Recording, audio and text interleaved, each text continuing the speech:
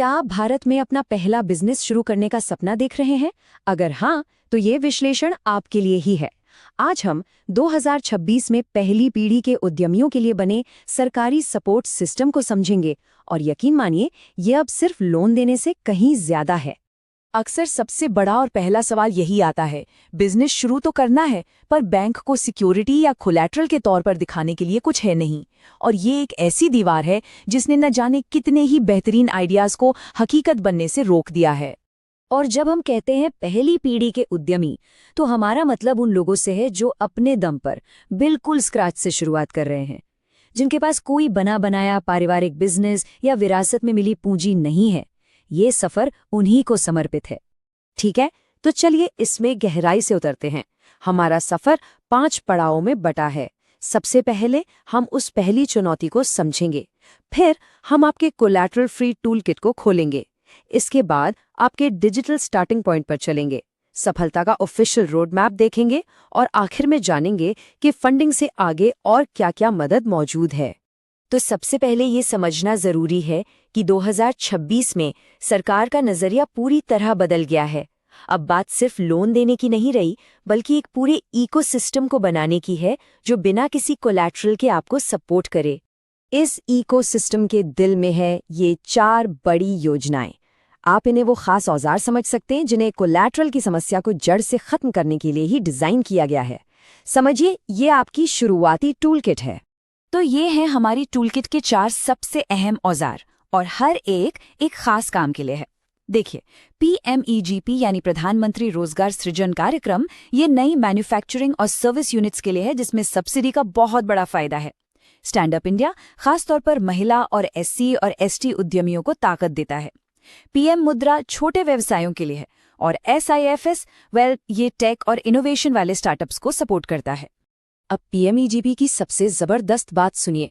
अगर आप पहली पीढ़ी के उद्यमी हैं और स्पेशल कैटेगरी से आते हैं, जैसे महिला, SC ST, OBC या अल्पसंख्यक, और आपका बिजनेस किसी ग्रामीण इलाके में है, तो आपको प्रोजेक्ट कॉस्ट पर 35% तक की सब्सिडी मिलती है। इसका सीधा सा मतलब है कि आपको लोन का सिर्फ 65% ही वापस चुकाना पड़ता है। और बात यहीं खत्म नहीं होती। 2026 में PMEGP को और भी पावरफुल बना दिया गया है। जैसा कि हम यहाँ देख सकते हैं, मैन्युफैक्चरिंग यूनिट्स के लिए प्रोजेक्ट की लिमिट को बढ़ाकर अब 50 लाख रुपए कर दिया गया है और सर्विस सेक्टर के लिए ये सीमा 20 लाख रुपए है। चलिए अब देखते हैं कि इन योजनाओं तक पहुँचना कितना आसान हो गया है। अब आपको बैंकों के चक्कर काटने की जरूरत नहीं। आपका पहला कदम पूरी तरह से डिजिटल होगा और वो है जनसमर्थ पोर्टल। जनसमर्थ पोर्टल को एक डिजिटल मैचमेकर की तरह समझिए। ये वो एक जगह है जहां सरकार की सारी क्रेडिट योजनाएं और सारे बैंक एक साथ जुड़े हुए हैं। आपके लिए ये पहला और सबसे जरूरी स्टॉप है। और देखिए, ये कोई छोटा मोटा प्लेटफॉर्म नहीं है। ये 13 से ज्यादा क्रेडिट योजनाओं को 200 से ज्यादा बैंकों और फाइनेंशियल इंस्टीट्यूशन से जोड़ता है। आपको बस कुछ आसान सवालों के जवाब देने हैं और इसका स्मार्ट सिस्टम आपके लिए सबसे सही योजना खुद ब खुद ढूंढ निकालता है। तो अब जब आपको योजनाओं और डिजिटल प्लेटफॉर्म के बारे में पता है, तो असल प्रक्रिया क्या है, अगला कदम क्या है?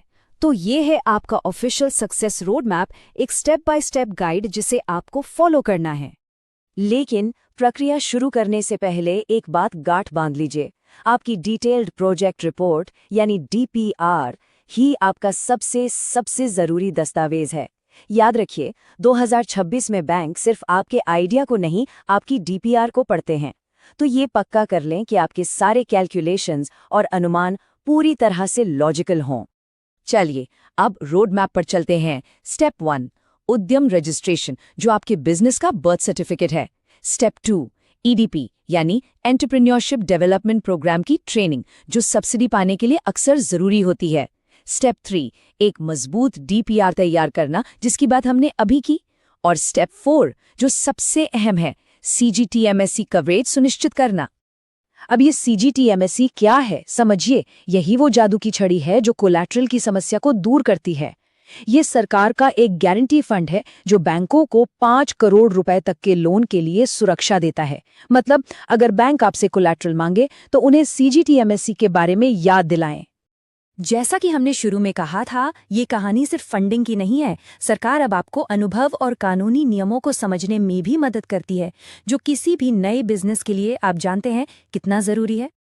और इसके लिए भी 2 बेहतरीन प्लेटफॉर्म्स हैं। पहला है माई भारत पोर्टल, जो आपको इंडस्ट्री के अनुभवी लोगों और सफल उद्यमियों से जोड़ता है ताकि आपको सही मार्गदर्शन मिल सके। और दूसरा है मार्ग पोर्टल, जो आपको कानूनी और टैक्स सलाहकारों से जुड़ने में मदद करता है ताकि आप शुरू से ही सारे नियमों का पालन करें। तो कुल मिलाकर ये है वो बड़ा बदलाव।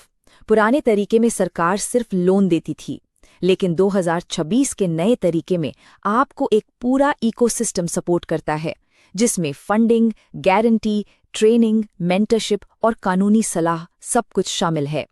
तो अब जब ये पूरा सपोर्ट सिस्टम आपके सामने है, जो सबसे बड़ी बाधाओं को दूर करने के लिए ही बना है, तो सवाल बस एक ही है, आपका पहला कदम क्या होगा?